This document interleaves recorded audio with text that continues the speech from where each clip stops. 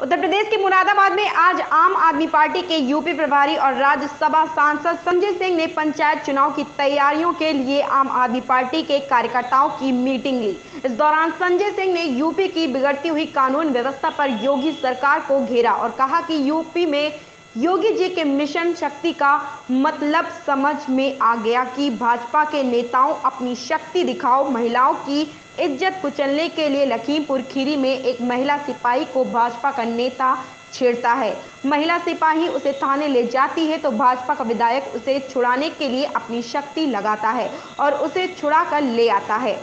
ये है आदित्यनाथ जी की मिशन शक्ति। योगी सरकार में यूपी बेटियों के लिए कब्रगाह बन गया है। ये सब बहुत इस समय तो आज यहाँ पे मुरादाबाद में कार्यकर्ताओं के साथ बैठक करने के लिए और बहुत सारे पंचायत प्रतिनिधि पार्टी में शामिल हो रहे हैं, उनके लिए ज्वाइन कराने के लिए आया हूँ। आदित्यनाथ जी ने एक मिशन शक्ति शुरू किया कल से नवरात्रि के अवसर पे। आज उसका मतलब समझ में आ गया। दरअसल आदित्यनाथ जी का मिशन शक्ति था भाजपा के नेताओं अपनी शक्ति दिखाओ, महिलाओं की इज्जत कुचलने के लिए। और लखीमपुर खीरी में एक महिला कांस्टेबल को बीजेपी का नेता छेड़ता है, वो महिला कांस्टेबल उसको थाने पर ले जाती है बीजेपी नेता को, और बीजेपी का विधायक उसको छुड़ाने के लिए पूरी ताकत लगाता है, अपनी शक्ति लगाता है और छुड़ा कर ले जाता है। यह है आदित्यनाथ जी की मिशन शक्ति। उत्तर प्रदेश में आदित्यनाथ की सरकार में बेटियों के लिए उत्तर प्रदेश का बरगाह बन गया है। हाथरस की घटना हुई, बलरामपुर की घटना हुई, चित्रकूट में एक दलित की बेटी का गैंगरेप हुआ, न्याय नहीं मिला तो आत्महत्या कर ली। प्रतापगढ़ में 6 महीने तक छेड़खानी हुई एक बच्ची के साथ, न्याय नहीं मिला तो आत्महत्या कर ली। गोरखपुर में 4 लड़कों ने एक लड़की को मारा पीटा, न्याय नहीं मिला तो आत्महत्या कर ली। पडरौना में एक हाई स्कूल की लड़की को लगातार छेड़ा गया तो उसने अपने आप को जला के मार लिया। यानी बेटियां अपने आप को जलाकर मारना पसंद कर रही हैं, लेकिन उनको आदित्यनाथ जी से न्याय की उम्मीद नहीं है। बाराबंकी में जो गुनाह हाथरस का हुआ था वही गुनाह दोहराया गया। और मुझे अफसोस है कि उच्च न्यायालय के हस्तक्षेप के बावजूद, उच्च न्यायालय से लताड़ खाने के बावजूद, ये पूछने के बावजूद कि क्या एक अमीर की बेटी होती तो रात में 2 बजे जला देते आप, वही काम बाराबंकी में किया गया।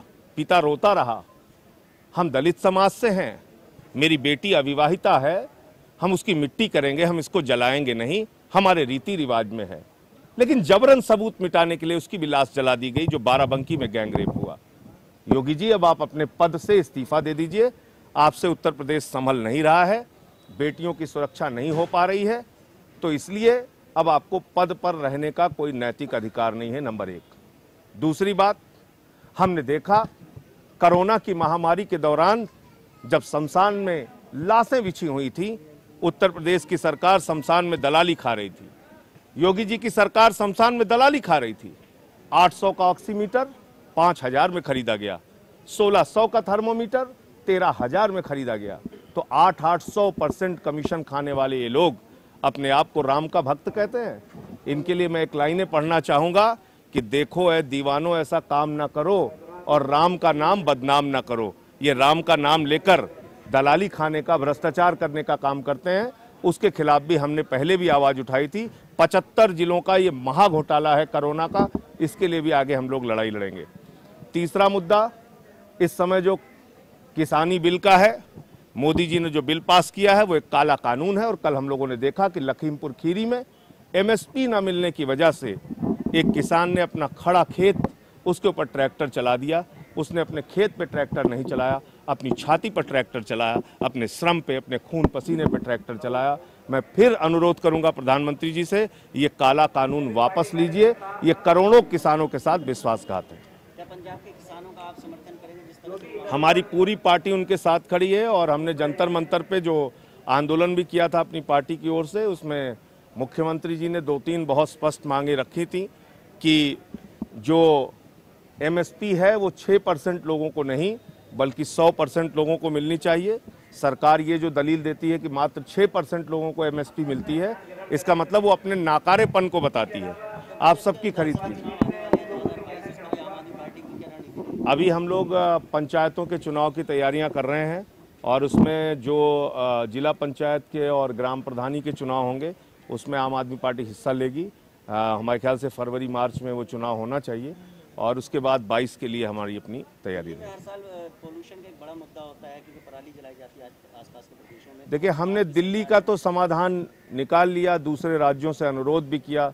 दिल्ली में पराली नहीं जलाई जाती और उसको हम कैसे खाद के लिए इस्तेमाल कर सकते हैं, कैसे कोयले के लिए इस्तेमाल कर सकते हैं, कैसे उसको डिसॉल्व कर सकते हैं, ये सारा तरीका हमने तो निकाल लिया।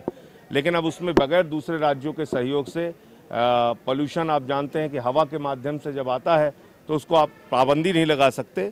और हरियाणा को, पंजाब को, राजस्थान को, उत्तर प्रदेश को, दिल्ली को और केंद्र सरकार को, सबको मिलके इसका स्थायी समाधान निकालना पड़ेगा, वरना हर साल की यही कहानी दोहराई जाती रहेगी। आने वाले चुनाव में आम आदमी पार्टी अकेले चुनाव लड़ेगी या जो इसकी विचारधारा से मिलते हुए दल? अभी हमारा किसी भी दल के साथ दूर दूर तक गठबंधन करने का कोई कारण नहीं है। सर, कांग्रेस लीडर शशि थरूर जी बोल रहे हैं कि मोदी गवर्नमेंट जो है कोरोना मैनेजमेंट में फेल हो गई है और पाकिस्तान हमसे बेहतर है। देखिए, सवाल ये है कि अगर आप मोदी गवर्नमेंट की बात करेंगे तो ये बिल्कुल सही है कि इन लोगों ने देश को गुमराह किया, थाली बजवाई, ताली बजवाई, दिया जलवाया और तमाम नौटंकी करके असली मुद्दे से ध्यान भटकाने का काम किया। कोरोना को रोकने के लिए जो महत्वपूर्ण कदम उठाने थे वो नहीं उठाए गए और जो कोशिशें करनी चाहिए थी समय रहते वो नहीं किया गया। अब इसकी तुलना आप पाकिस्तान से करने लग जाइए या बांग्लादेश से करने लग जाइए, इसको मैं उचित नहीं मानता, ये ठीक नहीं है। हमें अपने देश की चिंता करनी चाहिए और हमारे देश की सरकार ने जो लापरवाही की उसको बिल्कुल उजागर करना चाहिए। अब उसकी हमको पाकिस्तान और बांग्लादेश से तुलना करने की जरूरत नहीं। GDP नीचे चली गई देश की, किसे जिम्मेदार मानते हैं? सीधे तौर पे मोदी सरकार जिम्मेदार है। वो भगवान भरोसे देश की अर्थव्यवस्था को छोड़ना चाहते हैं। सेल बेच रहे हैं, कोल बेच रहे हैं, रेल बेच रहे हैं, बैंकिंग सेक्टर बेच रहे हैं, इंश्योरेंस सेक्टर बेच रहे हैं और तो और छोड़िए, हमारे मोदी जी ने महारत्ना में शामिल किया BPCL को, BPCL बेच रहे हैं आप। तो ये ऐसे जो सपूत होते हैं वो बुजुर्गों की संपत्ति को बढ़ाते हैं और हमारी सरकार जो है वो कपूत का काम कर रही है, जो संपत्तियों को, घर की संपत्ति को बेचने का काम कर रही है। प्रधानमंत्री के सफर के लिए एक खास विमान खरीदा गया है, क्या कहना चाहेंगे? जो व्यक्ति 10 लाख के सूट पहनने में उनको कोई शर्म नहीं है तो वो विमान खरीदें या सेंट्रल विस्टा का प्रोजेक्ट चलाएं। देश की जनता को झुंझुना बजा के मूर्ख बनाने का काम जरूर अच्छे तरीके से करते हैं और लोग उनके झांसे में आ भी जाते हैं। खुद अपनी ज़िंदगी वो महाराजा की तरह जीते हैं और उसके बावजूद वो चाय वाले हैं, उसके बावजूद वो नाले की गैस से चाय बना लेते हैं। तो आज अमित शाह जी बोलते हैं कि बिहार में NDA 2/3 बहुमत से आ रहा है, आपका क्या रिएक्शन है? देखिए, ये तो तय बिहार की जनता को करना है। एक बात बहुत स्पष्ट है कि अगर जनता इन लोगों के झूठे वादों से बाहर नहीं निकलेगी और इनके जाति और धर्म के नशे में फंसी रहेगी तो उसका भला होने वाला नहीं है। ये 5 साल आपको न रोजगार देंगे, न अर्थव्यवस्था ठीक करेंगे, न बिजली पानी ठीक करेंगे, न महंगाई कम करेंगे, देश की GDP लगातार नीचे जाएगी। आपकी आ रहे हैं कि नहीं आ रहे हैं, वहाँ की जनता पे देखिए क्या करती है वो।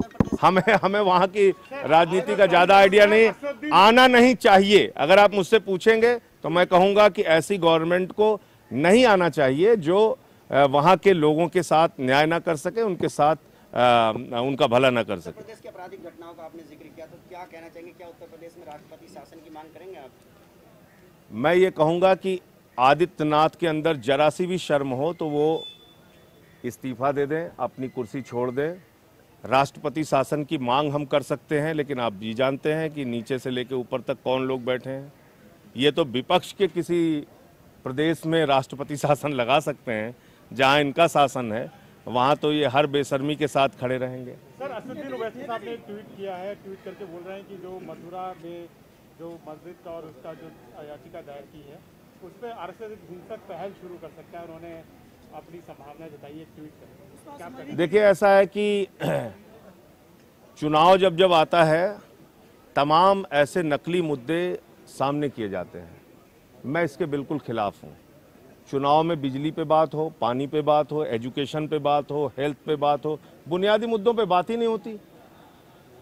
अब चुनाव आया है तो फिर वही मंदिर मस्जिद। अगर इससे हम सोचते हैं कि हमारा कोई भला होने वाला है, मैं समझता हूँ इन नकली मुद्दों से हमारा कोई भला होने वाला नहीं।